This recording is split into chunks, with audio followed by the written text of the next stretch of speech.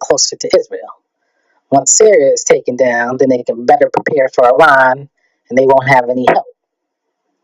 It's all a plan. See, when you're highly intelligent and you have many capabilities, you can plan these things. But if you notice with these Arab Spring, these rebellions, as they say, there were never any of these rebellions before. And the reason for it is because they didn't exist. These were fomented by the CIA. And I will bet you NATO was fighting those wars, not any so-called rebels. These may be third world nations, but there's no way in hell, especially in Syria, what I'm looking at now. And Syria is a repeat of what I saw in Libya. So-called rebels with half-ass weapons, driving Toyotas, and wearing T-shirts, taking down a trained army with tanks. Get the fuck out of here. Get the fuck out of here. Who the fuck goes to war in a T-shirt? Nobody. Nobody. You gotta understand the smoke screen, brother. This is the TV internet age. So what they did was fabricate a fake war. Notice how you never see any direct battle engagement going on. You never see that. You always see maybe a shot, people shooting, but you don't see people responding. You don't see targets. You don't see any of this. And Al Jazeera and these other stations, they always interview the so-called rebels. Never interview the government. Oh yeah, and speaking of the Arab Spring, as you notice that your man Barack Hussein Obama, you notice how he looked the other way as the Arabs were killing the native black Africans in North Africa. You noticed that. That was your man. And another detail, the United States also sent troops into Uganda. Did you know that too? And did you know there's a rebellion going on in Mali right now?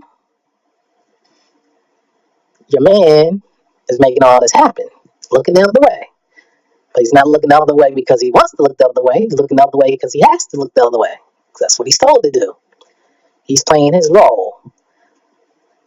And as far as I'm concerned, he's just as guilty because it takes more time to play this role than to draw up the plans as far as I'm concerned. And lastly, before I close this out, damn, now I'm on 47 minutes. God damn. Of course, the Osama bin Laden was nothing but BS and theatrics as well. And I had to remember this and close this one out with this. Of course, there's no Muslim scholars came out and said there's no rule that says Muslims must be buried at sea. And I am sure that you and a lot of people around the world said, what the fuck are they talking about, buried at sea? I never heard a Muslim being buried at sea in my goddamn life. And on top of that, if this man was a terrorist, as they said, he wouldn't be worthy of being buried at sea if he killed the people that they say he killed on 9/11. And of course, their excuse was the Islamic world might get pissed that we killed the man. Why would they get pissed? They weren't following him. Of course, Al Qaeda is CIA, fake terror organization. And they need this antagonist in order to attack the Middle East and Africa. It's neo-colonialism, man. You gotta wake up, man. This type of thing has been in the works. It's the same rulers of the U.S. Right now, they're cleaning house right now on the same old countries that got out of hand. Iran, North Korea, and some of these African countries. The more powerful they get and the more independent they get, the more they have to come down on them and stop them. Because white power is what it's all about. And once you get power, you don't want to let it go, because you know once you let it go, that's your ass. But I thought Brother Larry was smart. Hopefully, Brother Larry learned something from this lesson. Take it, digest it, think about it, and you will see that I am right. And let me see what else you wrote here. You said, still don't get it? Are you that slow? If Obama were a puppet, there would be no need for Israeli prime minister to hold press conferences trying to pressure him to do. There you go.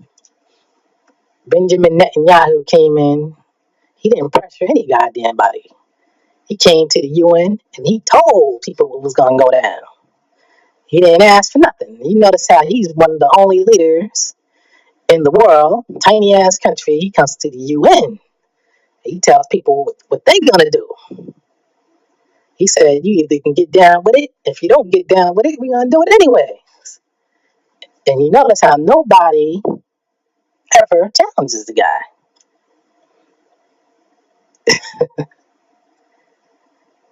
Come on now. If that doesn't give you an idea of who's running things, I don't know what to say.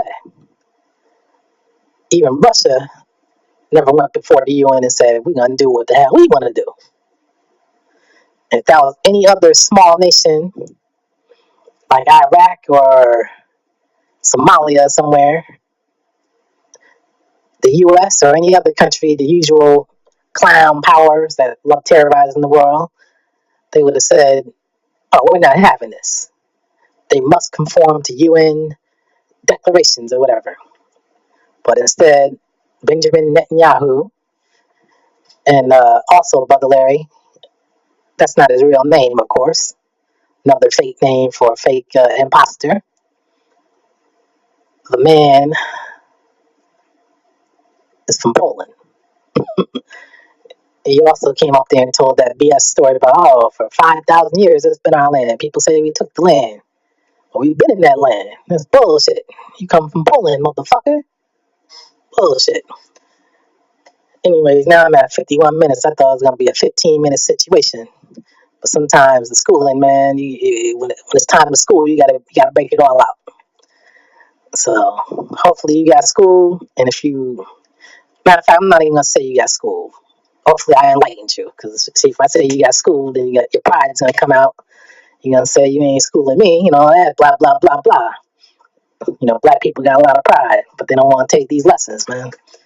So take these lessons, put it out there.